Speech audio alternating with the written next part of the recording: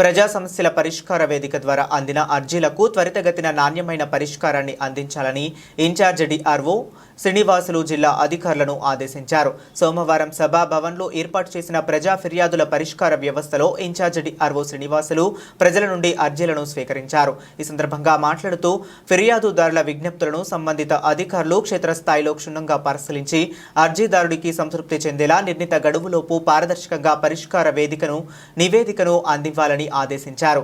అనంతరం అర్జీదారుల నుండి వారు అర్జీలను స్వీకరించారు.